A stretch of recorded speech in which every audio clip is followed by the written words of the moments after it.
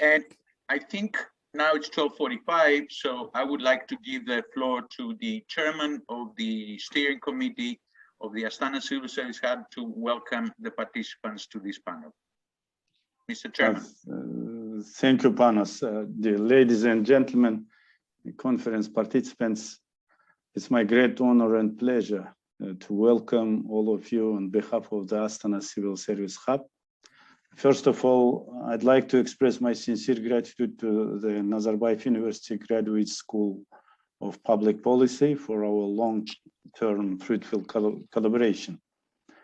Thanks to this partnership, organizing the Astana Civil Service Hub's panel within the framework of the GSPP annual conference has turned into a good tradition.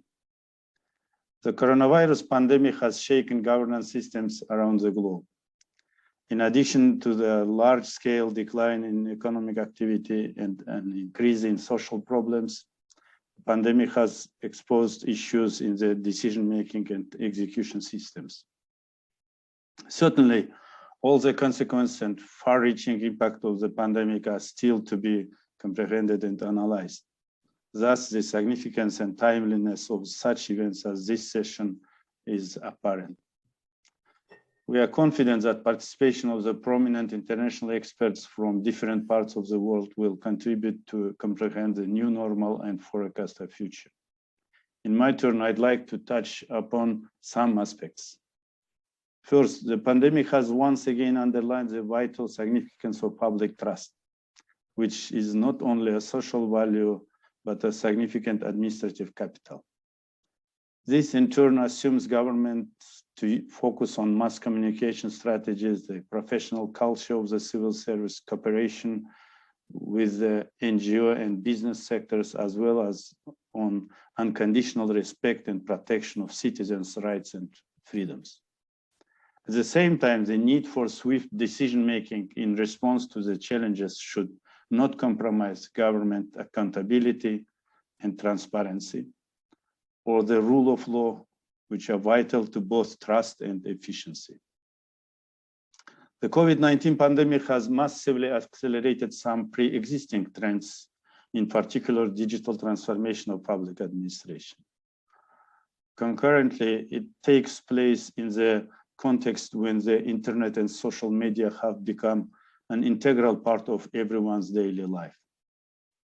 The recent 6-hour blackout of WhatsApp, Facebook, and Instagram clearly demonstrated that. Under these circumstances, as the UN High Commissioner for Human Rights fairly pointed out, the use of modern technologies and artificial intelligence should not be employed at the expense of citizens' rights and freedoms. The same applies to the attempts to tame social media we observe in different parts of the world. The fact is, in some societies, social media plays a role unforeseen even by their creators. For instance, this concerns timely information about threats and disasters, mobilization of people and resources for mutual aid and fundraising in case when administrative systems lag behind. In this regard, I believe that an access to internet and global social media should be recognized as a fundamental human right. Also, while responding to medium and short-term challenges in new settings, or sometimes being under the influence of populism, governments should keep in mind long-term global challenges such as climate change, demographic shifts, depletion of natural resources, and changes in the structure of the labor market. Therefore, it's important first to balance strategic goals and the need for quick wins. Second, to ensure the balance of powers, resources, and responsibilities between the levels and institutions of government. And third, to make sure that the evolution of disruptive technologies is in tune with the appropriate development of legislation, regulating this sphere and observing citizens' rights and freedoms. Ultimately, since human resources are at the core of governance, in the new reality, it's important to keep focus on flexible recruitment and contract schemes, work-life balance, and a corporate culture built with an emphasis of on respect for dignity, work and time, as well as the rights and freedoms. Dear ladies and gentlemen, the pandemic has also emphasized the importance of permanent platforms for the exchange of experience and knowledge. In line with this, in 2020, the Astana Hub has launched a virtual alliance of practitioners to assist the governments of participating countries in their research for responses to the COVID-19 pandemic and its implications. Today, the digital platform has gathered over 40 case studies and useful resources from 10 countries and about 20 international organizations. All are available on our website. Furthermore, from the beginning of the COVID-19 crisis, we have organized over 30 online international conferences, workshops, and trainings, gathering more than 4,000 practitioners and scholars from 62 countries of the world. On the 2018 GSPP conference, we initiated the preparation of a unique book summarizing the experience of public administration and civil service reforms in 15 post-Soviet countries over the past 30 years. Our endeavor has succeeded, as this book is expected to be published by Palgrave Macmillan next month. Please let me take this opportunity to express my deep appreciation to the authors present here today for their invaluable contribution to this book. Today, I'm delighted to announce that we are to commence the preparation of a new book, which will reflect the theme of this panel. All interested scholars and practitioners are more than welcome. On a related note, we would like to cordially invite each of you to the upcoming Astana Civil Service Hub Annual Conference to be held on October 27th to 29th. I wish you every success, good health, and prosperity to your home country. Thank you very much.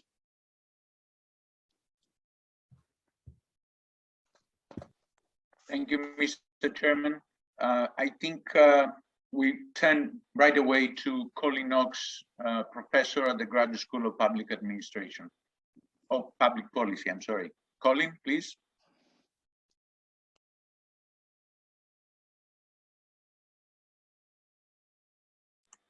If you can turn your microphone, please. Yeah, I think I've unmuted now. Thank you very much indeed, Panos, and thank you, Mr. Baimenov, for the introduction. I too want to stress the value that we place on the relationship with the Astana Civil Service Hub here at the Graduate School of Public Policy. I have to say it's fairly unusual that we have an alliance between practitioners and academics or scholars. Some people feel that academics often operate in a vacuum. So we're very fortunate to have such an active forum led by Mr. Baimenov and the Civil Service Hub that we have benefited from over the years. So it's great to see yet another collaboration in this conference setting. One of the things that I'd just like to stress as well is that we see the value of peer learning.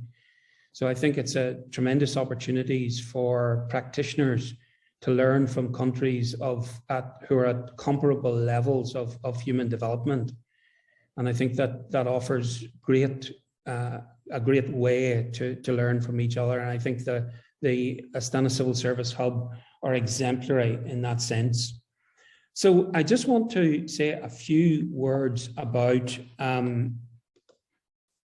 a recent World Public Sector report, which has just been published by the UNDP, and it talks about capacity building for the civil service during the pandemic times. And it stresses a few points that I just want to draw to your attention, because I think they're particularly relevant in the context of the session that you're about to have. The World Public Sector Report notes that achieving the 2030 Sustainable Development Goals is highly dependent on competent and effective public administration. However, it does note that many of the efforts so far have been driven by the supply side, in other words, by academia and international organizations and networks. I think that does represent a kind of a missed opportunities. They found that in looking at their work throughout the UN, that few countries had actually conducted government-wide assessment of capacities that were needed to implement the SDGs.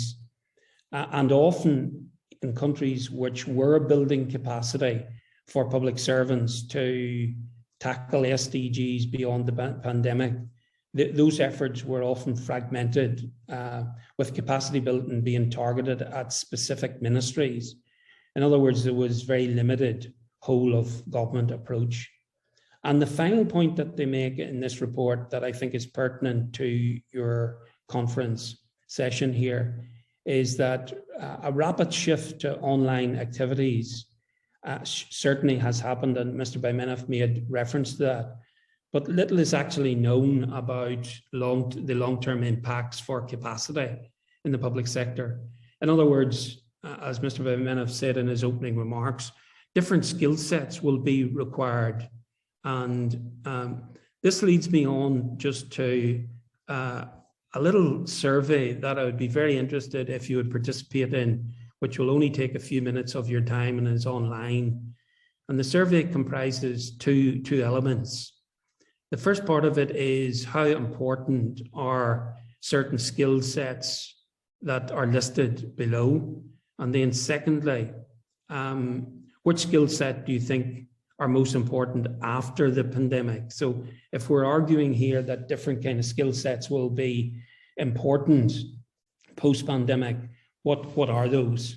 So not to delay this too much further, you can take this survey in one of three ways. It's very short. I can assure you, you can do it in the matter of a minute.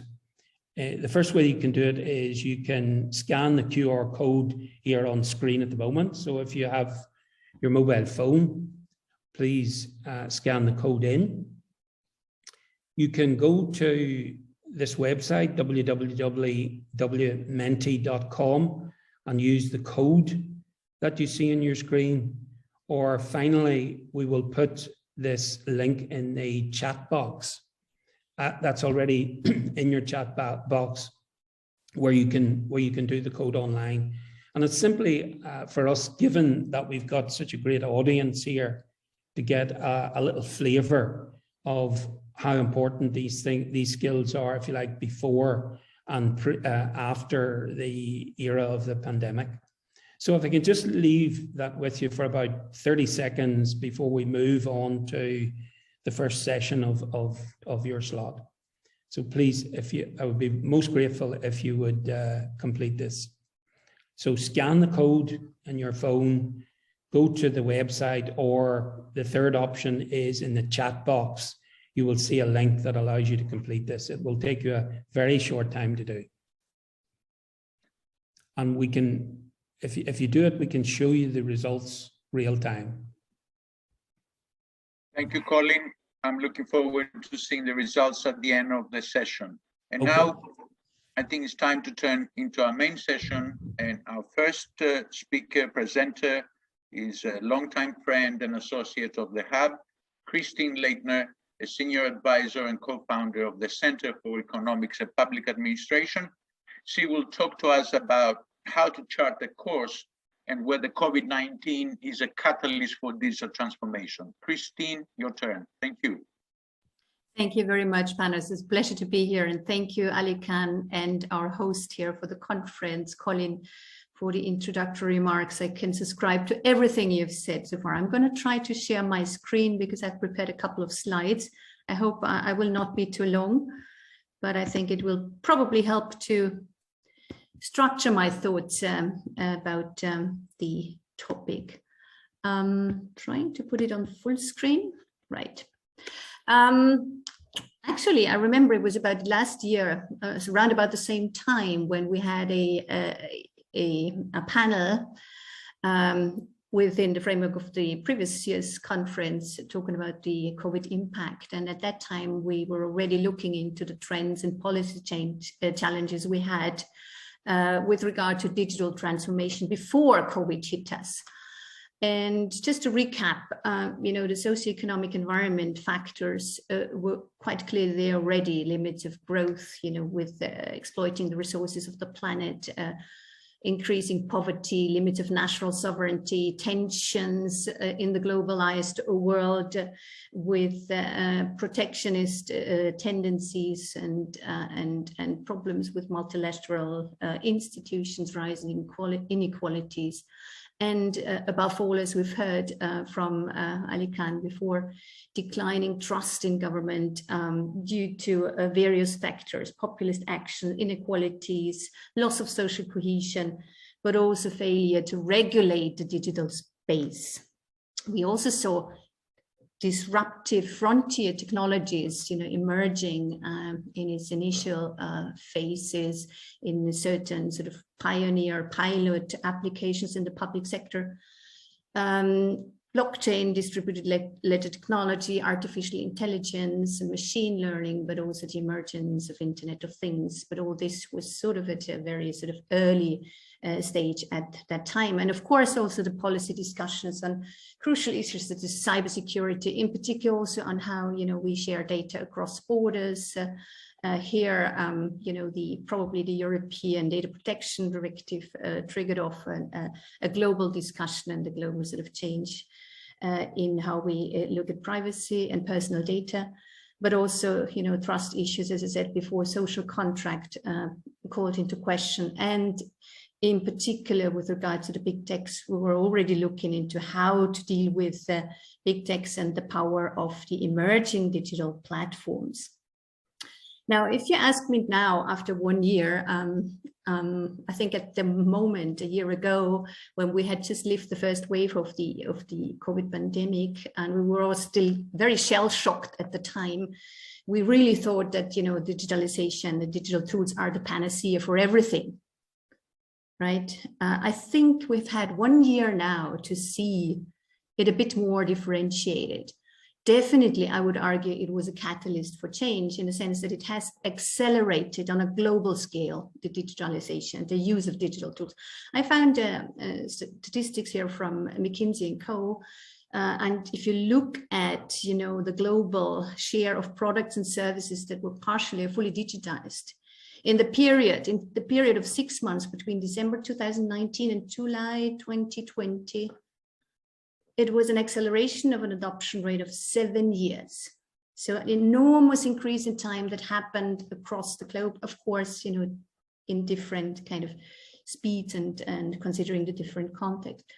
But if you look into the scope where technology and digitalization and digitization had an impact during the COVID crisis, the dimensions become even more clear. It has affected, international cooperation in many different ways. Mobility restrictions have led us to do what we're doing now.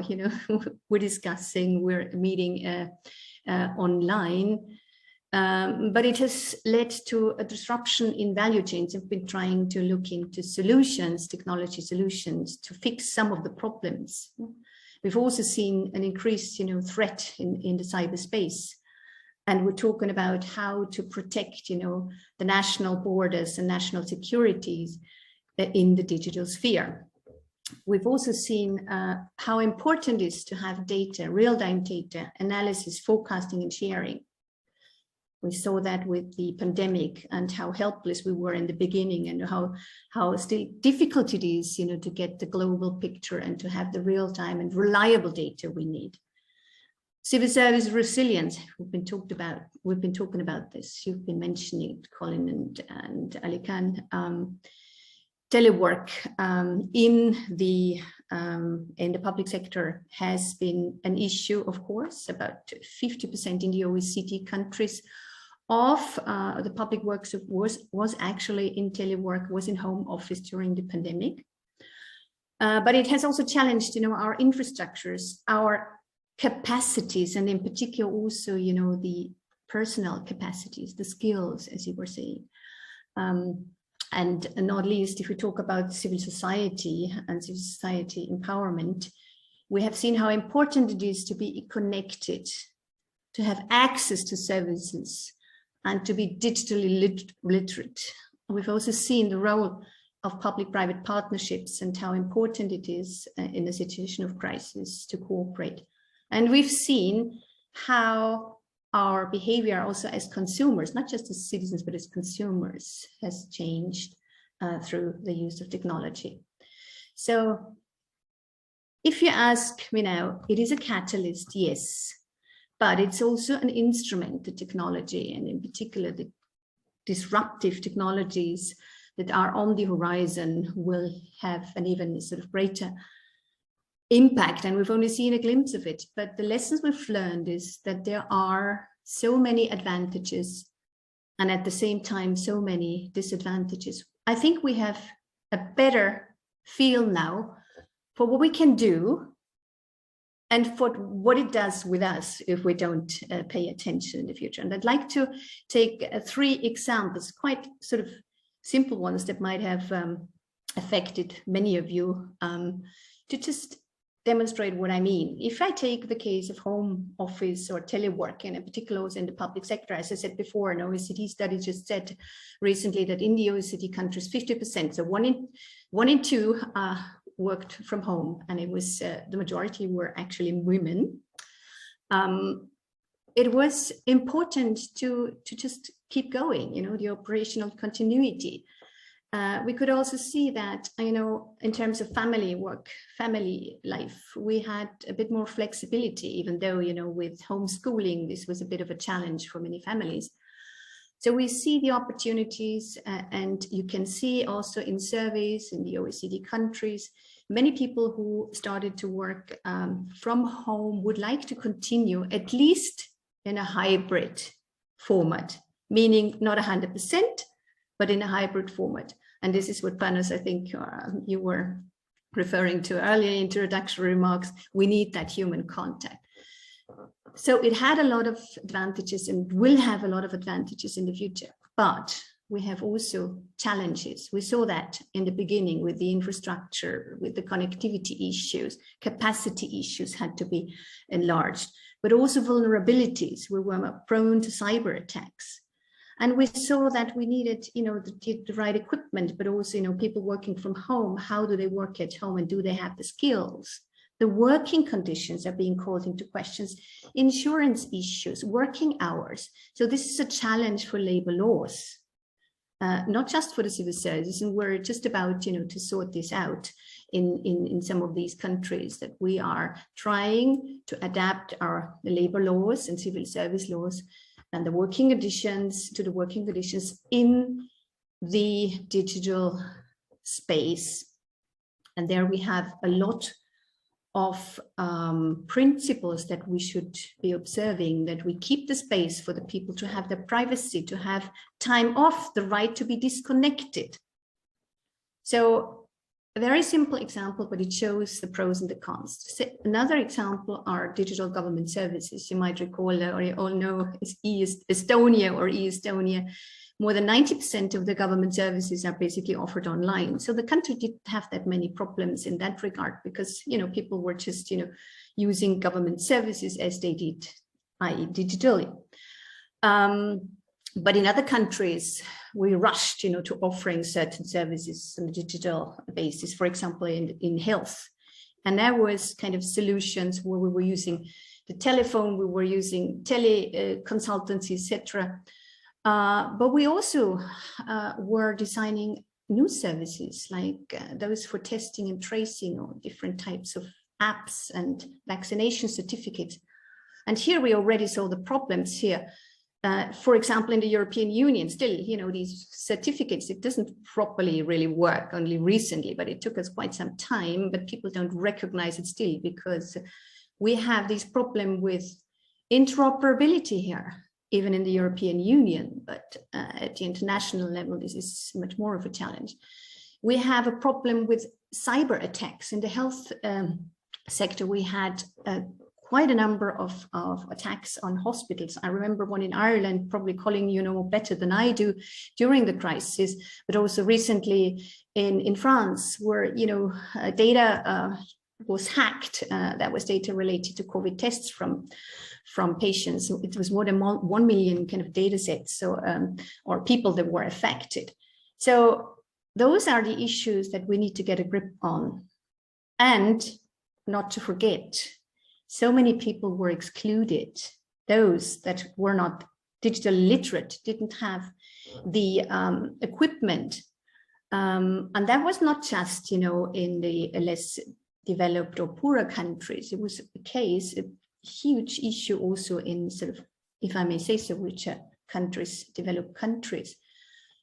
Same for education. I don't want to spend too much time on that. You've all experienced, and I'd like to just mention another example of automation, robots and drones, which was actually quite useful, you know, for delivering, dispatching medicine without being in contact and without having sort of physical contact. It was useful in service centers, for example, in the United Arab Emirates. They were using that quite a lot when people still had to go and have human sort of contact. But they were, for example, also, you know, introducing and reinforcing their e-police systems and stations where there was no contact whatsoever, and you could have contacts with the police at these e-police stations that are fully automated.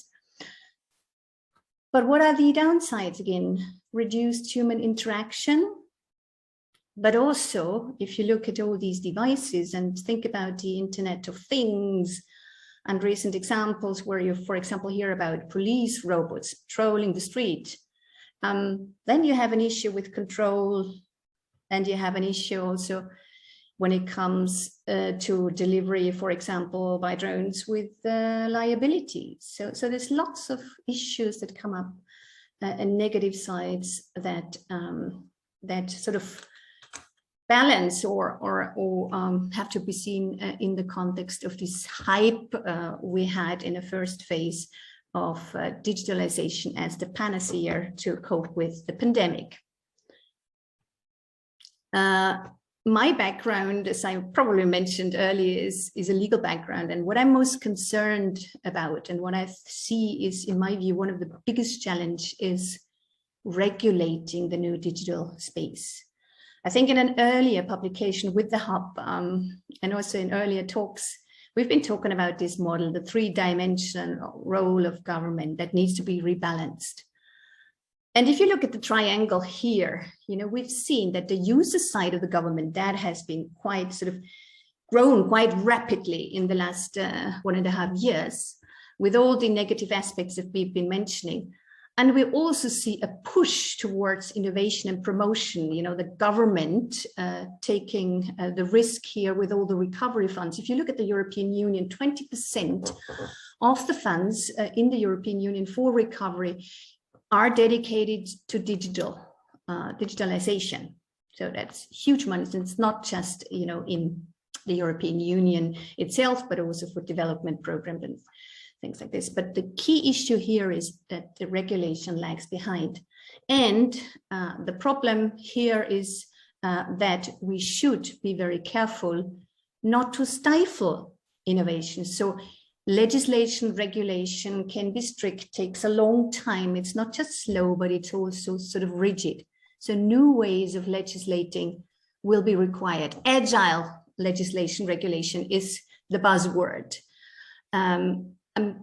One of the examples probably in that regard is what we are planning in the European Union now is the regulation on artificial intelligence, the good use, the ethical use of artificial intelligence, which is very much inspired by the OECD's ethical principle on artificial intelligence.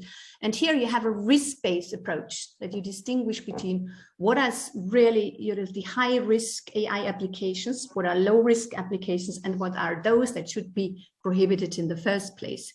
And then introduce a mechanism that is flexible enough so you can adapt and change a law or implementing regulations as required. or you rely on other instruments like soft law, self-regulation, etc. So this is a big issue here that we need to get a grip on this regulation part. And here we need to see also how we sort of strike the balance between the public and the private sector and how we get the grip on regulating the platform economy. This is a big challenge at the moment. Now, I don't want to dwell too much on that, but coming to the conclusions and how to chart the course. I remember 1 year ago, I was actually quite adamant about my statement. It's time, or it's a time to recalibrate digital policies. I would argue this is not it. That's, you know, looking at, that's the whole sort of spectrum, the whole challenge from a too narrow perspective. I think it's time to recalibrate all policies, and we need to embed digital transformation with all the pros and the cons that we've learned so much, you know, into the policies and have a holistic view on it. So COVID has accelerated the shift to digital first, absolutely, with all the downsides, leaving the cleavage with the digital divide in various countries, but across the globe. But we've also learned, and I think I've heard that from Alikhan and also from Colin, digitization needs to be human-centric. It needs to be value-based, and it needs to be inclusive. And in that sense, we need to, when we adopt technology, in particular, you know, disruptive technologies, which have a much higher potential, as we have heard also in the introduction, to affect, you know, our human rights, democratic rights. You know? We need to look into the strategic choices we have, always having the public good, the public interest in mind. And we have to pursue these digital roadmaps, as you know, the United Nations have done that and do that at the global level. And we need to base these choices and these roadmaps on transparent regulatory foundations. We cannot design these regulatory foundations in isolation. We need international cooperation more than ever. The achievement of the Sustainable Development Goals in that context will be our guiding principles, are more important than ever. So the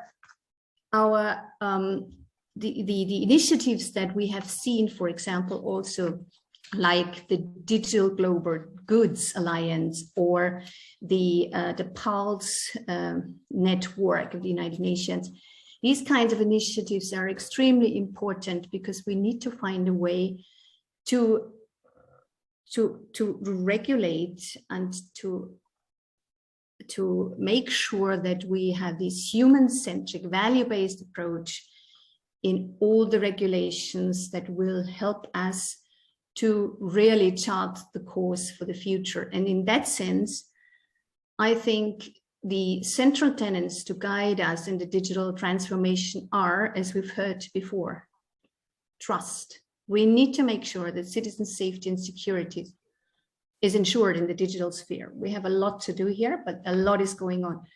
Empowerment, citizen engagement, exercise of democratic rights cannot be undermined by dark forces or forces that have a very different interest. Safe, efficient, responsive, and accessible services for all. That must be our mantra here. And we, again, have to review the social contract and balance a distribution of costs and benefits of this digitalization. And I think there is a number of great initiatives here that we could actually can look into. And I think we have landed on the moon or on Mars, but I think it's still a long way to go, and we need to push international cooperation. We need to support international corporations and initiatives such as the digital global goods, the global goods discussion, and also try to use technology in a way that is human-centric and helps us solve our societal problems. So thank you very much, and I'm looking forward to my colleagues in the panel. Thank you. Thank you, Christine. Your presentation actually was very informative, but it also raised quite a few questions. I hope we have time to talk about some of them at the end of the panel. And now I would like to turn to our next presenter, Dr. Rupinder Singh, who is a policy advisor in economics, budget support and aid, and international affairs. He will talk to us about what he calls the golden trinity in a post-pandemic context, the relationship between governance, public finance management, and public administration.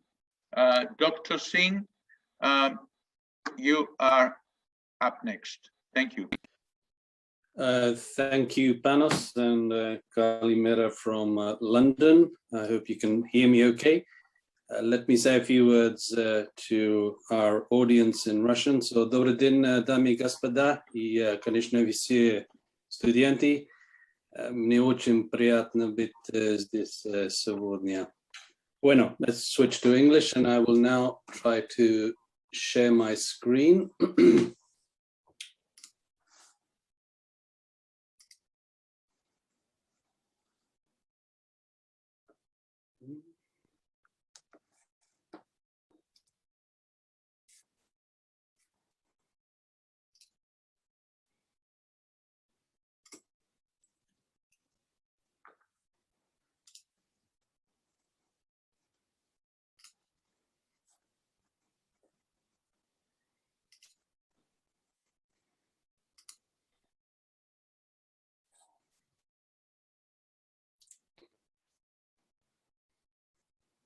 Do you need any assistance, Rupinder? No, it should be going straight. I'm going to try a different way here. I'm going to go to desktop straight away, see if that helps. There we go.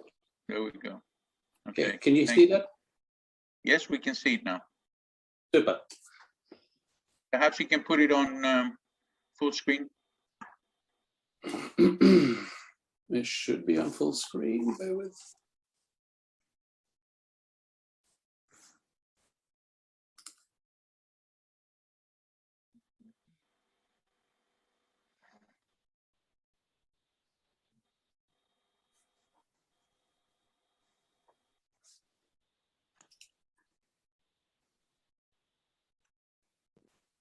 Yeah, it's good enough, I guess, Panos. It's okay. Okay, let's proceed. Okay, go ahead, please. Yes, go ahead.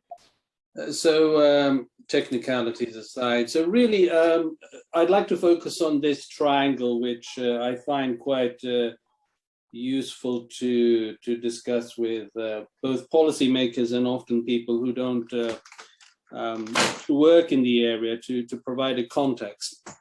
And so this triangle, I mean, Trinity is my name. For those of you who are English speakers, I mean, just Google it. There's a very nice old spaghetti Western by the same name. But the Trinity, I think, is a good analogy here. And the three parts of this are the budget, what we think about governance, what we often regard and talk about in terms of medium-term sector policies or medium-term plans.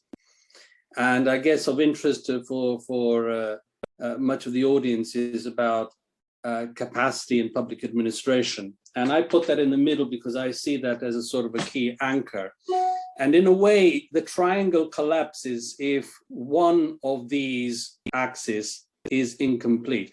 And often from my experience over the last, I guess, 25, 30 years working at the highest levels, is that we often end up dealing with one dimension, forgetting the other two, and they're actually preconditions.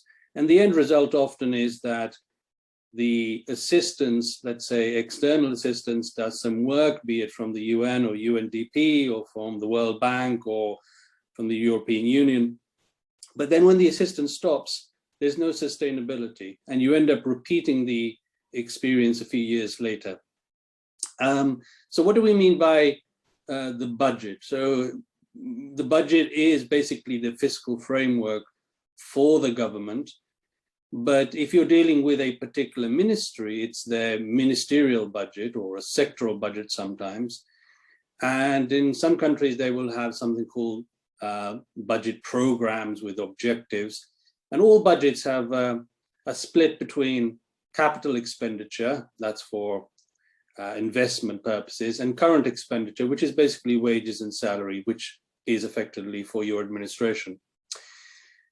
And then we get into something called public finance management, which people often get tied up about, but actually, and I'll explain later what that is. I mean, that's the nuts and bolts of how you deal with managing the budget.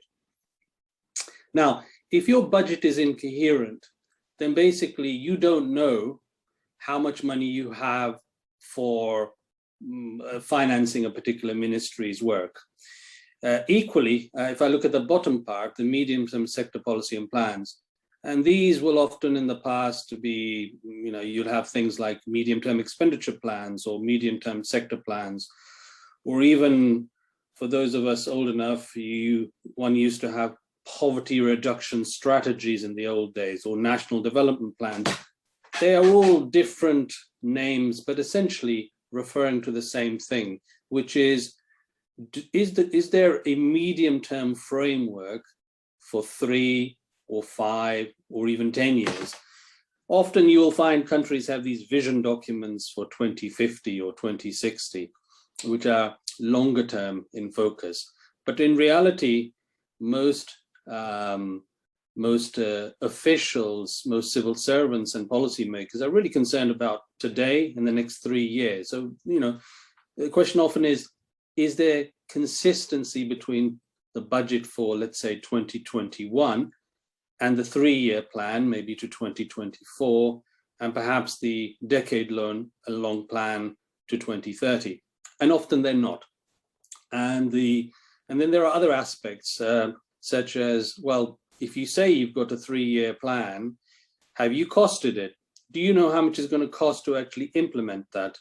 And is that plan and that financing accepted by the Ministry of Finance? If it's not, you're not going to have the money. So if you go to the World Bank or any other donor, the first thing they should ask is, well, what's your financing gap? What are you trying to fix? And that is a fundamental problem. If you don't know what you need, you don't know how much resources you require, including human resources. Governance, what is governance? So governance means a lot of different things to different people. Sometimes, well, I'll just go through the main aspects here. So oversight, and I put democratic in brackets because this could be contentious in some parts of Asia or China, but accountability is the key part. So certainly in Western economies, and let's say the Westminster model, we would have oversight through the parliament. You would have committees such as the Public Accounts Committee that holds ministers or heads of state-owned enterprises to account. They would call them in to say, the National Audit Office has come up with these findings. What are you doing about it? But within a democracy, of course, they are accountable to the citizens through 2 channels. One is the parliament, and the other is the external audit function, which we often regard and require as being independent to actually hold the government to account. And that, of course, can be a challenge in many countries, particularly former Soviet Union countries, where basically the government would be the paymaster in directing both. So really, oversight is key. Government effectiveness, which I guess is of more interest to many of the attendees here today, because that is asking the question, how effective is the civil service? How effective is the public administration? And finally, rule of law. So rule of law is effectively asking the question, and the EBRD has a lot of, European Bank for Reconstruction and Development has done a lot of work over the last 15 years, breaking this down. And in simple terms is the question of are contracts enforceable? How independent is the judiciary? Can creditors get their money back quickly? So capacity in the middle is, if you like, the glue. So if we don't know, for example, let's put it all into some sort of context. If we don't know, what the purpose of the ministry is in terms of service delivery, then you don't know what resources you require, be they physical resources or human capacity resources. Now, it's quite a simple point, but the number of times I've seen where there's duplication, even in Russia. I was in Russia in the late 90s, early 2000 when this was being reformed, and the Ministry of Finance there undertook quite an interesting review and found that there were duplications between several ministries because they hadn't started off with this first question of what are we there to do in terms of service delivery. Forget about the political economy question. And so if you know, there's duplication, then you can clarify those duplications. You can identify what the budgets are. You can identify what the limitation is, what the gaps are. And then you can start to do all those wonderful things that your colleagues will be experts at, such as identifying functional reviews, making sure terms of reference and capacitation are filled. But that in itself is not the solution unless you've got the other elements in play. So that's something to bear in mind. I'm now going to go to the other slides. So I'm going to now look at the aspects of each of these three. So this is the latest data from the IMF quarterly review, which just came out 2 days ago. And I think it's quite pertinent because it basically shows the likelihood going forward based on vaccination rates, and the lesson coming through is that clearly low-income developing countries have not had the vaccination. So there's a sort of two-track direction in reality. And countries who are doing well at vaccination rates are, such as the UK or European Union, are coming out of the pandemic faster, returning to growth. Tax authorities are able to generate more tax revenue, which is important because the revenue is required in order to finance what the budgets are doing, including the capacity stuff. It also means, in terms of second order effects, I suppose, that if there are going to be further mutations of the virus, that is likely to hit countries that are not so high on the vaccination rates. So I think something to bear in mind. If we look at the employment implications, so the black dots was the forecasts 2021 April, the blocks are current, it's pretty much on par. So you see that the pandemic has led to a loss in potential employment, and emerging markets, which is the second one, is up to -3%. Now, this might not mean much to you, but in global terms, that's quite substantive. Interesting, in the US, it's actually going up, so higher employment. And of course, the US tends to be the engine of global growth. What does that mean in terms of our triangle on the budget side? Well, this chart, and I appreciate many of you won't be economists, but basically what it's telling us is that the primary balance, which is basically before interest payments, most countries are, if you take here, this would be of interest, if you can see my cursor, this would be of interest for much of the audience. And so you see that a lot of countries are facing massive deficits. So their expenditure is greater than their revenues. For advanced economies, it's a little bit better compared, particularly for 2022. For 2020, I would say even 2021, it's not too good, but we are beginning to see some fiscal space emerging. But budgets remain tight. And I can tell you, certainly working with countries, most countries that I'm dealing with operationally are really struggling because they're running fiscal deficits, budget deficits of maybe 5, 7, 8% of GDP. They're often having problems because they have balance of payments deficits as well. They're importing more than exporting. And there's a real concern that many countries will have debt crisis in the next few years. What does that mean if we go back to the triangle in terms of sort of governance?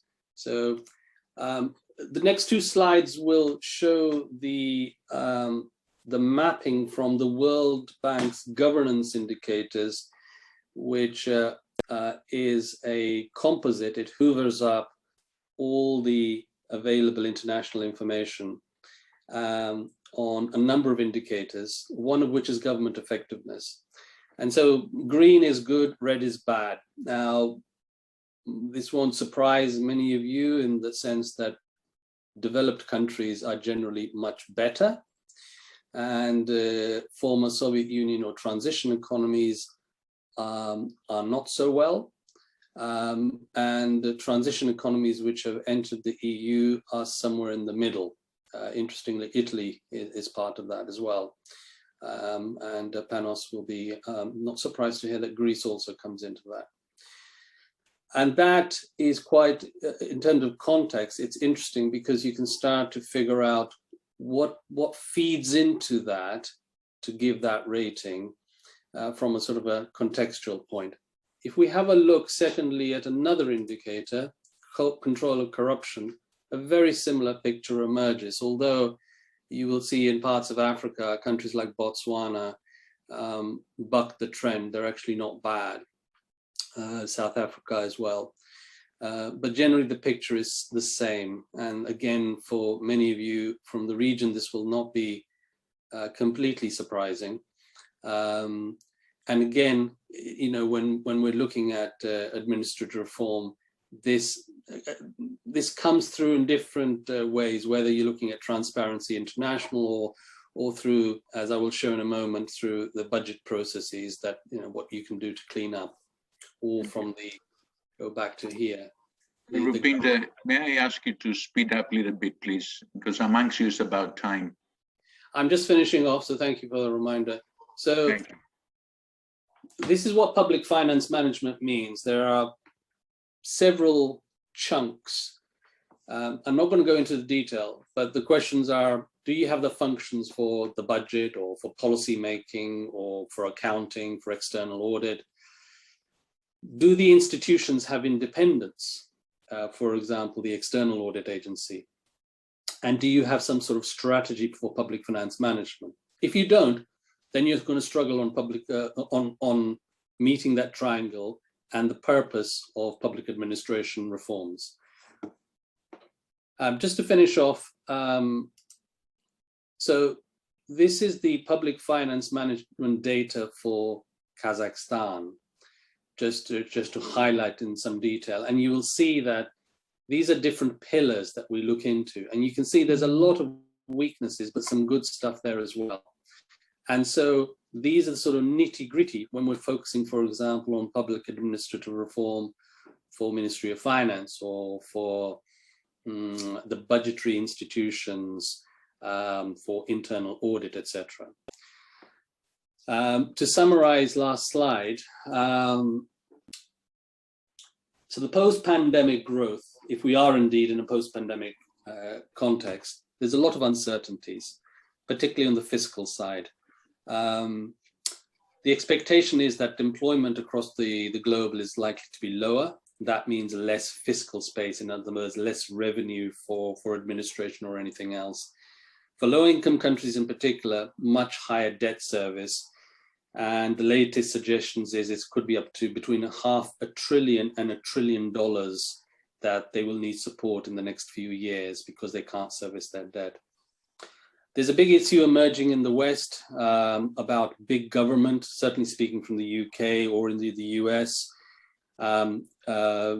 Governments are busy coming up with massive fiscal stimulus, which is good in some sense, but it does cause concerns about governance, public procurement, how contracts are handed out, value for money. I guess for interest for Kazakhstan and Russia and other countries or Azerbaijan that are resource endowed, you might actually benefit because obviously gas and oil prices are now doing very well, and that tends to increase revenues and space. But it also sometimes leads to challenges because often countries that are doing well have less incentive to carry out structural changes. So you may actually face a short-term boom, which gives you a different perspective. The policy advice aspect, as I said, going back to the triangle, focus on those three elements. If one is failing, then you need to address that. Otherwise, my experience is that most administrative reform efforts fall. And there are others who will speak, no doubt, about specific aspects about capacity, how many people, what is their purpose vis-a-vis service delivery, etc. That is it. Thank you very much. Thank you very much, Rupinder. I'm sorry about the time, but as we're working through these digital platforms, time limitations are beyond my control. I would like to give the microphone right away to Mr. Erlan Abil, the Rector of the Academy of Public Administration. Mr. Abil, the microphone is at your disposal. Thank you so much. Я сейчас попробую продемонстрировать экран.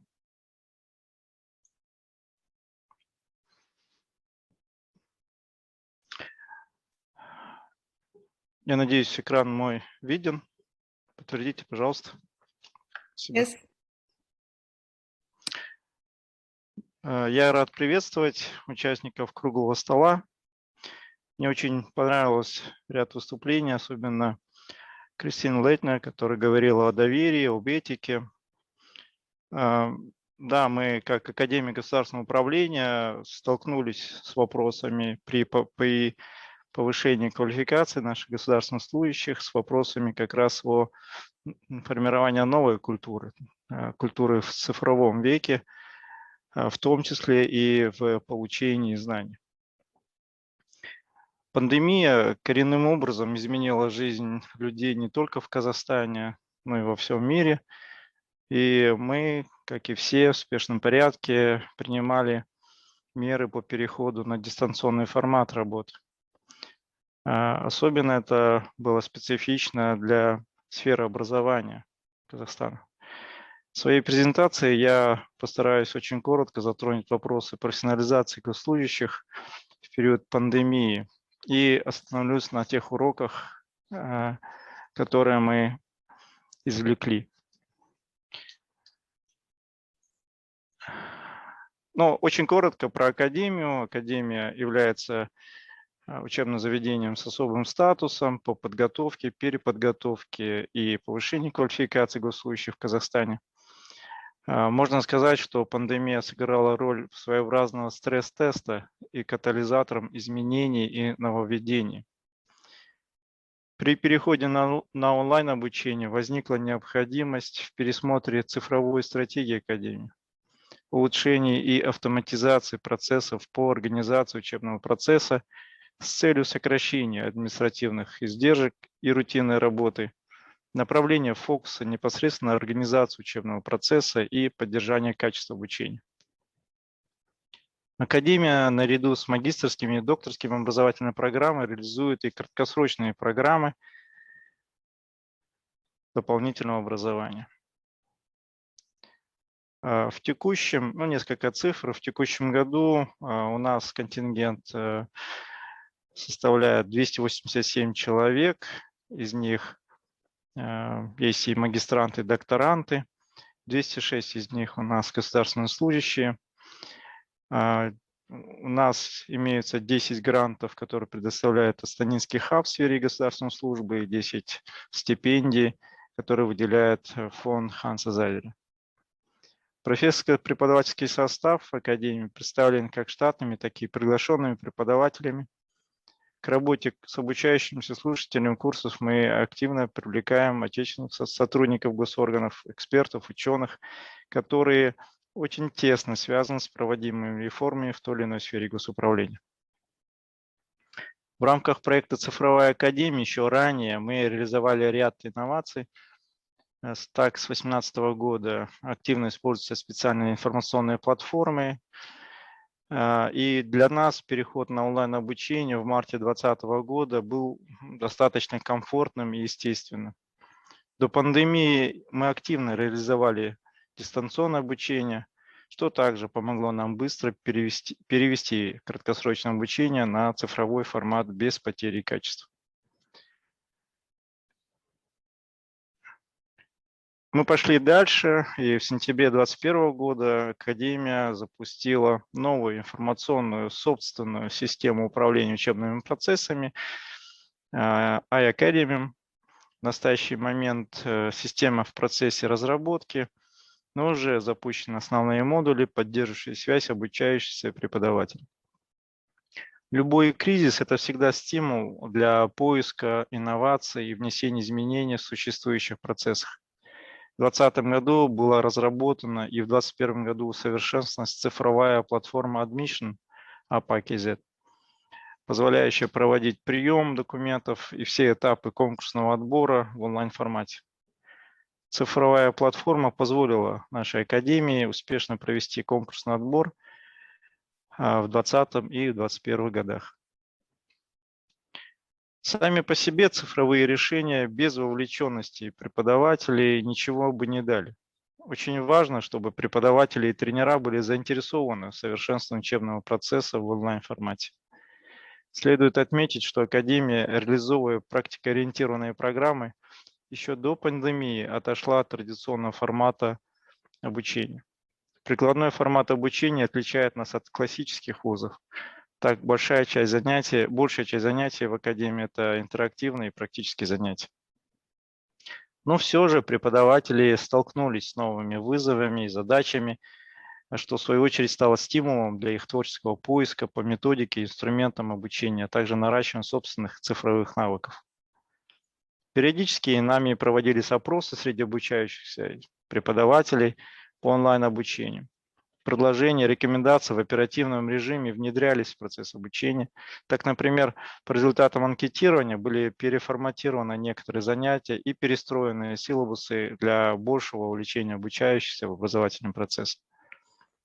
Кризис, связанный с пандемией, показал необходимость в обеспечении гибкости системы образования и необходимость диверсификации форматов обучения с целью обеспечения профессиональной подготовки государственных служащих. В 2020 году мы запустили 2 программы без отрыва от производства, и мы будем продолжать эту практику и в будущем году.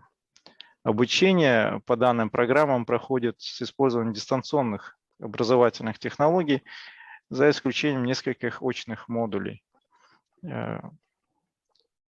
Вынужденный переход с системы обучения госслужащих в период пандемии на онлайн-формат продемонстрировал преимущества и недостатки системы. Конечно, к преимуществам можно отнести и гибкость, и оперативность, эффективное использование времени обучающихся преподавателей, доступность учебных материалов, сокращение расходов обучающихся на транспорт, питание и так далее. В качестве недостатков можно выделить ограниченное социальное взаимодействие и отсутствие живой коммуникации, сложность контроля со стороны преподавателей, снижение концентрации внимания, неудовлетворительное качество интернет-связи, монотонность, перенасыщенность информации, психологическая нагрузка на обучающихся и преподавателей. Принимая во внимание особый контингент обучающихся академий, можно отметить высокий уровень ответственности, самостоятельности и вовлеченности их в учебный процесс. Этот фактор, несомненно, оказал положительное воздействие в условиях перехода на онлайн-обучение. Но процесс потребовал более системного подхода, потребовал более глубокой мотивации, культуры обучения, самодисциплины, тайм-менеджмента со стороны обучающихся. Как я отмечал ранее, Академия ведется работа по переподготовке и повышению квалификации государственных служащих. По итогам 2020 года на онлайн-обучение прошли более 30 тысяч государственных служащих. Это включая все регионы Kazakhstan. Mr. Abil, I would like to I'm sorry, I need 3 minutes more. Thank you. Okay.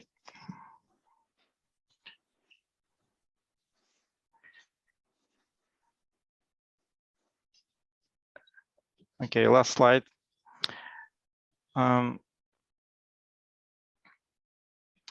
Мы сейчас в процессе работы написания концепции непрерывного обучения государственных служащих и переосмысления подходов к обучению к lifelong learning.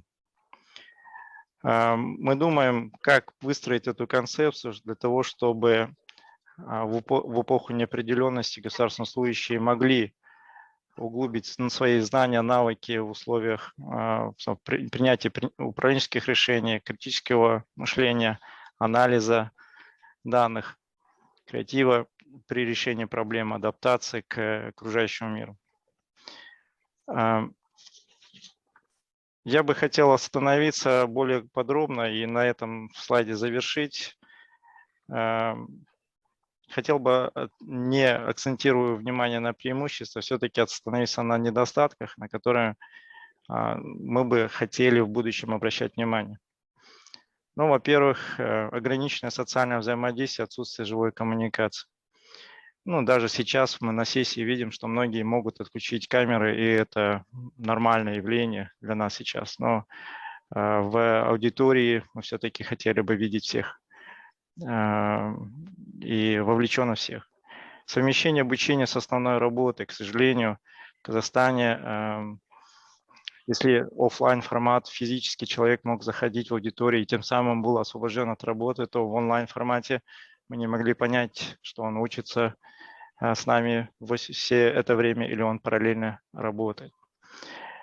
Сложность удержания концентрации их внимания на высоком уровне в течение всего курса тоже потребовал очень переосмысления или новых методик обучения со стороны преподавателей, тренеров, которые все время должны были применять все новые и новые техники для мотивации обучения государственных служащих. Я благодарен организаторам, я благодарен Астанинскому хабу за такую площадку. Еще раз повторюсь, что данный вопрос все еще в процессе изучения, и мы будем рады изучить все доклады после этой конференции. Спасибо всем большое.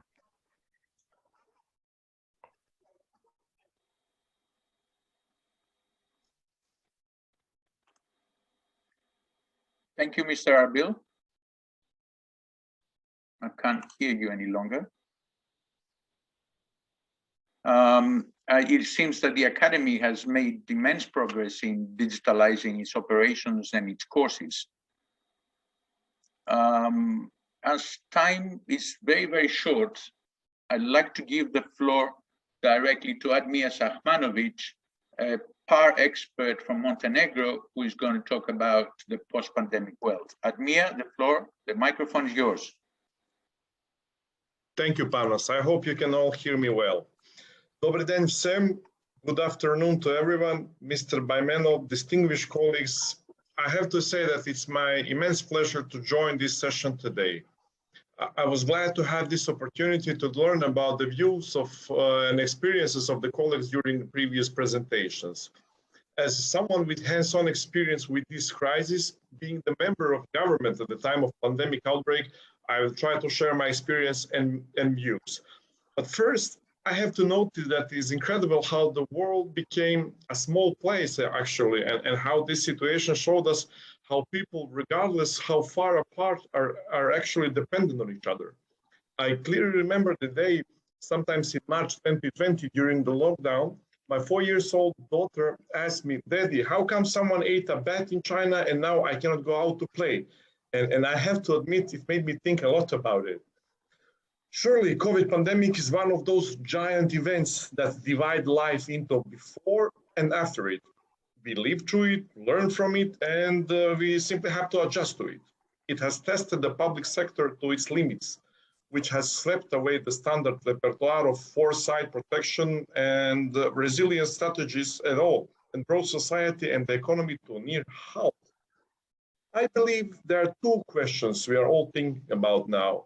How can we make the most of the present situation, and when it's over, what will the new normal look like?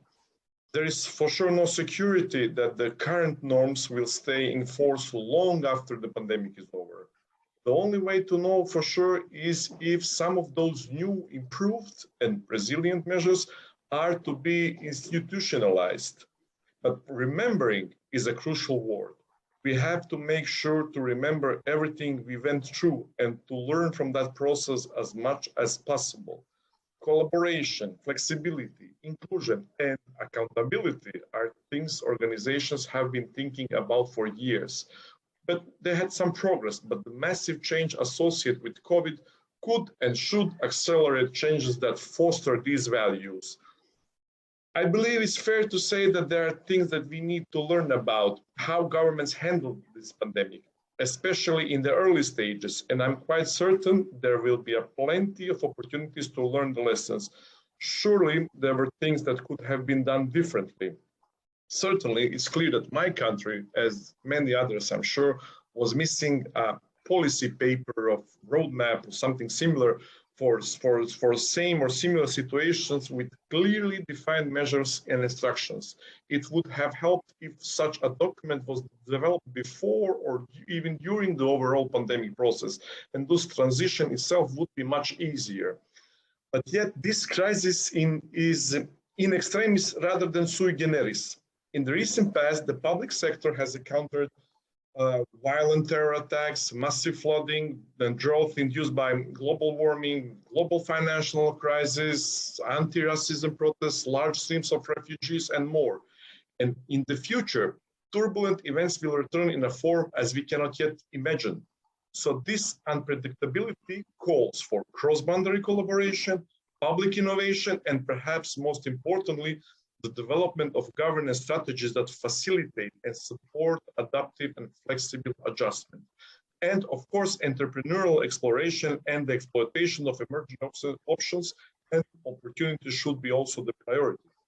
This all claim that COVID crisis is actually a game changer for public administration and its leadership, as it reveals the demand for robust governance strategies to deal with turbulent problems.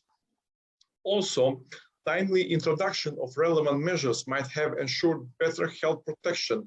The governments, although have proposed relevant actions, according to daily analysis of number of infected and deceased, but it was clearly missing relevant social and impact analysis on life of both children and adults, including quantitative forecasts, such as impact of restrictions on economy and very important issue, financial stability of the country. This all led to fragmented crisis response instead of bringing together coordinating bodies from different sectors working together on coherent response. While trying to ensure the continuity of work of entire public administration system, the challenge ahead was also to improve IT skills of civil servants and to rapidly establish technical preconditions and to acquire knowledge of the new procedures on the teleworking in order to guide and support citizens how to exercise their rights without leaving their homes. On the other side, pandemic forced the public servants to the front lines in the response to the crisis without any clear roadmap, forcing them to deal with a quickly and ever-changing situation and improvising along the way, working under life-threatening circumstances, making them a real-life heroes, actually. From frontline healthcare workers and public health officials to teachers, sanitation workers, social welfare officers, and many others, the humble public servant has been thrust into the spotlight, helping elevate awareness and understanding of the critical role public servants play in everyday life, and in particular during times of this severe crisis. However, this pandemic has emphasized the importance of technology, but also the crucial role of an effective, inclusive, and accountable government. Having legal framework and relevant online platforms already in place will enable leaders to make relevant policy decisions based on real-time data and analytics, enhancing the capacities of authorities for better coordination and deployment of evidence-based services. But there is never a single solution. We can make informed decisions and share experience to help us plan and build resilience for future challenges. Be a rich for very important knowledge to pass on to generations to come, as we had hands-on experience with the most devastating global event in this century so far. COVID has demonstrated that there simply cannot be an offline government in an online world. Over time, people have come to expect services delivered at unprecedented speed and convenience, and to have those same services available at their fingertips. Governments need to chart roadmaps aiming to improve ways people interact with the government and ensure better access to services, all while building a digitally empowered talent and workforce and fostering digital economy. At the same time, unlocking the power of government data and technology to spur innovation and actually enhance the quality of services of the people they serve. In the coming period, which I recognize as crucial, we need to use the current positive trend of e-services usage to improve these services and to work on the implementation of comprehensive online service delivery. IT connections between each other has improved. Online businesses have increased in many fields, representing a powerful guide to the further development of public administration. On the one hand, we say, while on the other hand, a new future level of communication, new channels for using offer platforms, electronic payment, online meetings, video conferencing, e-commerce, e-health, everything is open. So further action in institutionalizing discovered and defined gaps should be accelerated at all levels. These are necessary since COVID foreseeably stopped us to see where we are, what we have done, and what is before us that we need to do. Even if we want to continue where we were before, we simply cannot, because nothing is the same anymore. The dawn comes after the greatest darkness, and this is how I see this reality. COVID, as a good parent, gives us the tailwind, literally pushing governments to develop further on their path, and their path is the path of modern public administration capable to resist and adjust to all future challenges. I would like to stop here. Maybe I talked too much. I haven't prepared a PowerPoint presentation because I wanted to put focus on these essential processes. So if you have any questions, I'll be happy to answer it. Thank you. Thank you, Admir, for a very interesting presentation. I keep one phrase you used, offline government in an online world. I think it could be a topic for a chapter. In any case, I'd like to thank every presenter because your presentations have generated a multitude of ideas, and we go back to our desk and think about them. Now, as I said, one thing that is really pressing us is time. Therefore, first, I'd like to ask if there are any questions that are directed to our presenters. And if not, I would like to give the microphone again to the chairman of the Astana Civil Service Hub to close this panel. And Marsad wants to ask a question. Marsad Hassian. Of course.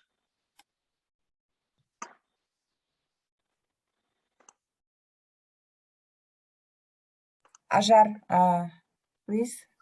Yes, Maksad, Okay. you can turn on your microphone. Yeah, thank you. Can you hear me? Yes. Yes, yes. Okay. So thank you for interesting presentations. I have actually one question to present to Christina and to Admir. You know, I really like the fact that you, Christine, mentioned Estonia, because Estonia is truly a leader of the digitalization, and they actually started the digitalization process in early 1990s. So they were truly a pioneers of the trend. And actually, I lived 1 year in Estonia, and I researched one of the concepts that they're working right now, which is real-time economy, the concept of real-time economy. So what I noticed during the studies is that the city of Tallinn and city of Helsinki two capital cities of two nations and neighbors, and more importantly, they share some historical, linguistic, and other similarities, because Estonian and Finnish language are very similar, and they certainly have certain similarities in the public administration and understanding what is social democracy governance. And both countries are highly digitalized, so they're thinking to operationalize and somehow integrate the data sets of both countries within one ecosystem, which they call real-time economy. So, and but the main problem issue was related to the regulation and on how different nations regard the data in a cross-border manner. Both of you mentioned about the interoperability and importance of the cooperation in a cross-border manner between nations. But both Estonia and Finland, they are members of the European Union, but even in the context of such an integrated areas, European Union, they couldn't achieve consensus on that, especially in regard to the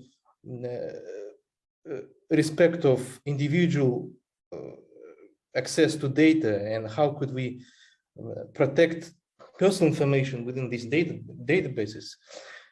You mentioned distributed ledger technology. It's truly innovative right now in Estonia, and their system is based on that. The same actually we could say about Finland. But the concept that you have in Europe, you probably heard about the right to be forgotten, is not respected in every of the European nations at the national level, right? Let alone at the regional level. So what do you think about the effects of COVID-19 on this? Do we have a push? Because we already have in international arena certain successful examples of how we could promote such data integration, like airlines, they cooperating with each other, special services, especially in regard to the passenger information, seamlessly integrated within these cross-border databases. That we already have certain experiences, but usually done in a charter association manner. So, but I'm not sure about the cross-border government information. Thank you. My God, this is a very, very interesting point you're raising here, and also mentioning, Finland and Estonia. Interesting enough, because Estonia has quite a different approach, as opposed to other European countries in terms of data protection, personal data protection. So basically privacy by design, which some would sort of be challenging, and there were discussions that the General Data Protection Directive was actually sort of limiting, the data sharing practice in Estonia. Now, back to your question, yes, absolutely. This is one of the catalyst functions of the COVID crisis, that it has accelerated discussions and legal, the initiation of legal processes for data governance. And precisely this is why we're having this proposal on the table for the European Data Governance Act. And one of the issues that is being clarified there, for example, is what they call data altruism. For example, that you might share data for the common good and the public interest, like in the health service, but it can only be provided by trusted, trusted entities and non-profit entities. So there will be a framework for that, including codes of conduct, including interoperability provisions. But as you were saying, the devil's always in the detail, and the nitty-gritties of these sort of different levels of interoperability, starting with the legal and going down to the sort of technical semantic is a huge issue, even though, as you were saying, Finland and Estonia are close in that regard. But then again, they had a different history for many years. But I'm not sure if this answers your question. So there's lots of initiatives here also with regard, to personal data protection and how you deal with in the platform economy. There is this package on the Digital Services Act, and the Digital Market Act is in the pipeline. And as I was saying, also with regards to the AI regulation, this will also cover some aspects of it. But then, going down to the nitty-gritties of implementation and then enforcement across borders will be more difficult outside the European Union, because within the European Union, we do have an enforcement mechanism in place, which also provides heavy fining in case you violate these provisions. Hope to answer your questions. Thank you, Christine. Would any other presenter would like to respond to this question or comment to it? If I just may add something, because Mr. Kassan mentioned me, like I had a lot of experience with Estonian government, and I worked a lot together with Estonian experts, which are great. They're not called Estonia for nothing, like Estonia. Now that they are very, very, very well advanced in comparison with other countries. We actually took some best practices and some platforms from their system and implemented in our national system. But your question is thank you for your question. It's quite interesting. For Estonia and Finland, it's easy to share, to come up with shared initiatives because they are part of EU. But what about the other countries? Like, and I can share our experience briefly. Like there are a lot of initiatives within the European Union EU integrations processes, like digital agenda, and supported by EU members and the candidates for EU membership. So there is one initiative that was signed by the all neighbor countries in the Balkan, which guarantees the interoperability between each other. So this is how we regulated these inter-regional legacy laws, relevant laws, and it's especially important for custom administration. So you know, 1 day of delay of goods costs economy almost €1 million per day. So we are working on it. It's not easy job to do, but it is very, very useful for the countries in the region.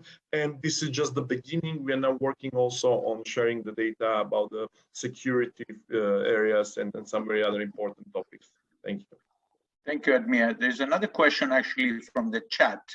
I will read it out to the presenters and any one of you can respond. The level of development of digitalization varies from country to country.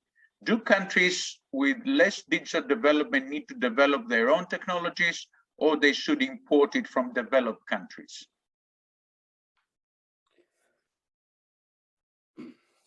It's a tricky question, if I may go, or somebody else first. I think it's always, you know, you don't want to reinvent the wheel. This is why we just heard, you know, from our colleague from Montenegro.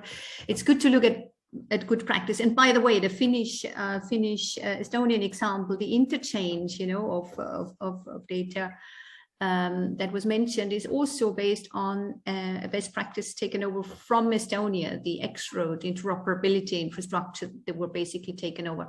So I think it is very important to look at good practice. And what I also think in terms of looking at countries that are sort of less developed and where the budget is really an issue, I think what I mentioned before, this idea of digital public goods and sharing, open source, sharing open AI solutions is extremely important. Yeah.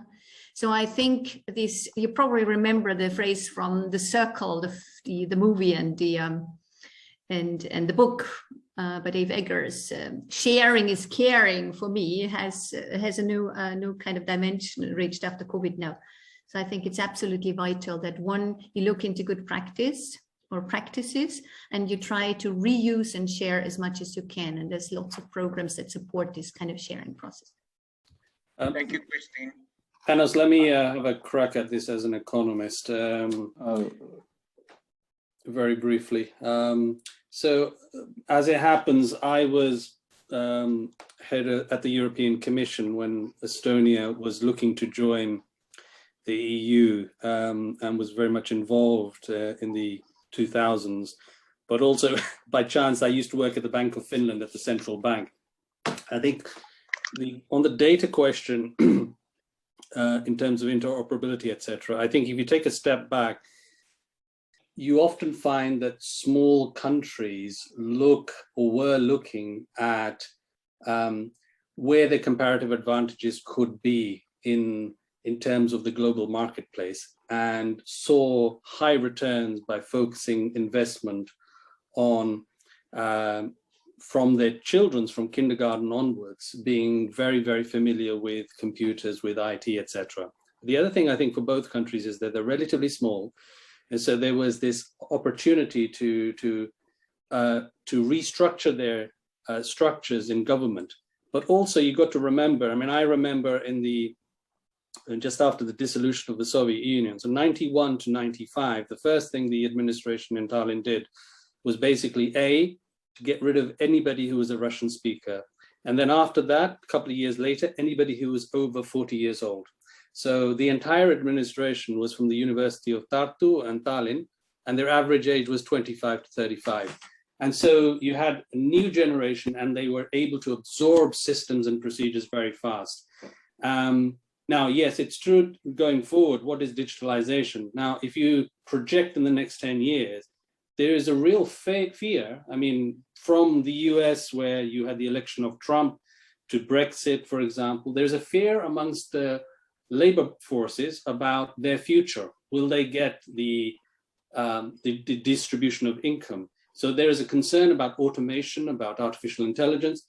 And so in a way, it's not a simple question. There's a lot of fear amongst electorates and the political class about data is the new oil we talk about. There's a security issue, but there's also an issue about, can we confidently utilize this whole transformation? And the question that was asked about, do you import it or not? I mean, some countries are trying, but effectively, it's a global marketplace. The world is flat. So in that sense, yes, you take governance from other countries, but we also know there's massive leakages. So everybody's data, if you don't have secure systems, will end up in China or Russia. I mean, and people are genuinely concerned about that.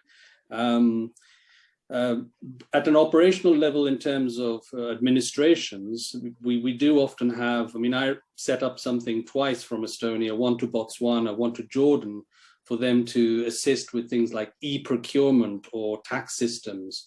So there are things that you can learn to simplify existing systems to remove inefficiencies. At a practical level, you can do that. Panos, you're nodding, so I'll let you go. Thank you very much. I think there's one more question coming from Mr. Baimenov. Да, спасибо, Панос. У меня не вопрос. Махсат затронул вопрос и трансферта, и изучения других опытов. Я в первую очередь хочу еще раз напомнить, что 27, 28, 29 будет ежегодная конференция Астанинского хаба, и из тройки мировых лидеров в области электронного правительства Корея и Эстония там будут представлены докладами. Причем правительство Кореи подписало с хабом соглашение на 3-летний период. Проект направлен на повышение потенциала в этой сфере правительств Среднеазиатского и Кавказского региона, 7 государств. И там будет презентация этого проекта. Во-вторых, представители Эстонской академии электронного правительства будут выступать. И я вас всех приглашаю уже из первых уст, наверное, услышать ответы на некоторые из этих вопросов. Это объективно, что Эстония, Финляндия фигурируют как примеры.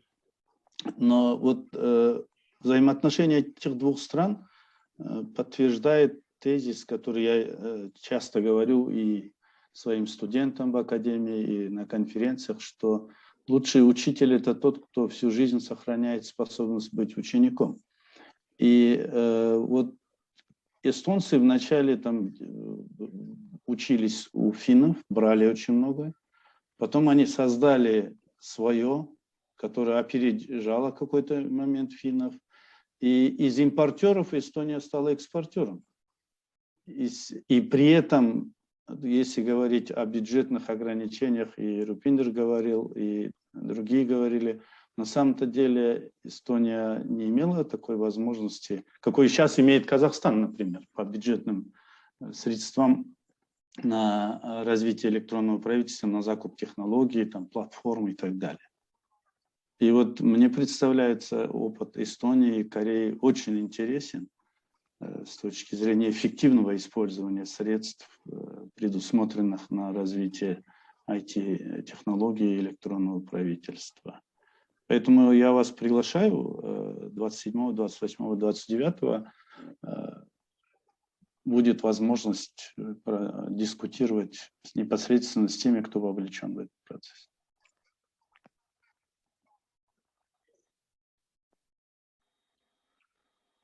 Thank you. It's 2:20. Thank you, Panos. But yeah, you can conclude. 5:20 in Astana, in Nur Sultan.